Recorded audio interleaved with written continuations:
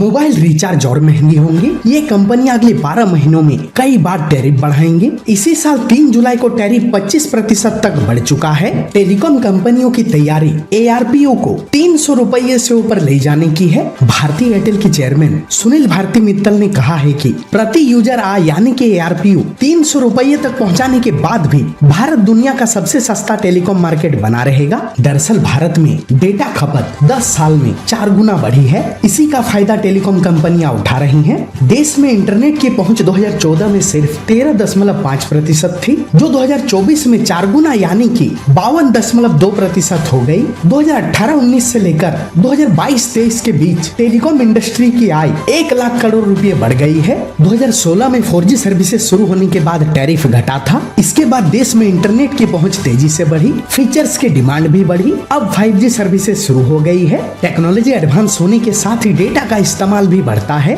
Telecom कंपनियां इसी trend का फायदा उठाना चाह रही हैं। बीते 10 साल में जहां टेलीकॉम कंपनियां 22 थी, वही ये घटकर अब 5 रह गई हैं। बैंक ऑफ अमेरिका का कहना है कि 7 साल में 36% तक टैरिफ बढ़ सकता है। बैंक ऑफ अमेरिका का मानना है कि अगले 5 सालों के दौरान भारत में टेलीकॉम ARPU 13.6% बढ़कर 250 रुपये और 7 साल में 36.4% बढ़कर 300 रुपये तक पहुंचेगा। वहीं सिटी रिसर्च का अनुमान है कि एयरटेल आने वाले समय में सबसे ज्यादा टैरिफ बढ़ाएगी। वर्ष 2025-26 तक एयरटेल का ARPU 270 और 2027 तक 305 तक पहुंच सकता है। रेटिंग एजेंसियों के मुताबिक टेलीकॉम कंपनियां अगले कुछ साल में प्रति यूजर आय 80 रुपये बढ़ाने के रोडमैप पर काम कर रही है। कैरेज रेटिंग्स के मुताबिक ARPU में हर 1 रुपये की बढ़ोतरी से टेलीकॉम इंडस्ट्री का मुनाफा 1000 करोड़ रुपए बढ़ जाता है। 2018-19 में टेलीकॉम कंपनियों के ARPU औसत आय 100 रुपये थी, जो 2024 में बढ़कर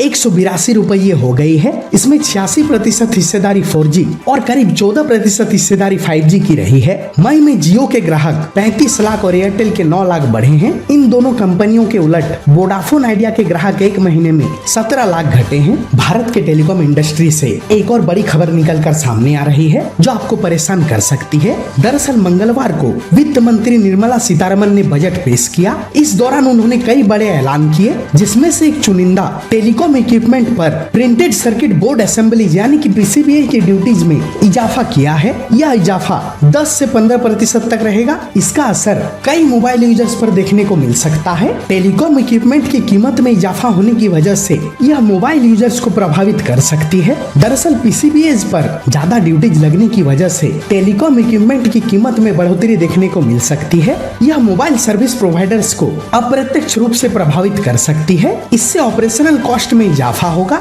शॉर्ट टर्म के लिए टेलीकॉम कंपनियां इससे टैरिफ प्लान को और महंगे कर सकती हैं। इतना ही नहीं, इससे 5G रोल आउट की रफ्तार भी धीमी पड़ेगी। टेलीकॉम ऑपरेटर्स को इसकी वजह से ऑपरेशन में ज्यादा कीमत खर्च करने पड़ सकते हैं। इसकी वजह से कस्टमर्स को ज्यादा सर्विस चार्ज या महंगे टैरिफ का सामना करना पड़ सकता है। COAI यानी कि cellular operators association of India ने मांग की थी कि ड्यूटीज को घटाकर 0 कर दिया जाए, ताकि 5G रोल आउट में तेजी आ सके, लेकिन ऐसा नहीं हुआ। इनको और बढ़ा दिया गया। PCBA में इजाफा होने के बाद भारत के टेलीकॉम सेक्टर में नेटवर्क के विस्तार में मुश्किलें आ सकती हैं, क्योंकि इसकी वजह से नेटवर्क एक्सपेंशन का काम महंगा हो जाएगा। भारत में 5G के ज्यादा इक्विपमेंट्स नहीं बनते हैं, इसलिए अब फुल 5G रोल आउट में भी देरी देखने को मिल सकती है। PCBA में इजाफा होने की वजह से इंफ्रास्ट्रक्चर डेवलपमेंट में भी देरी देखने को मिल सकती है। ऐसे में मोबाइल सर्विस की क्वालिटी और कवरेज भी प्रभावित हो सकती है।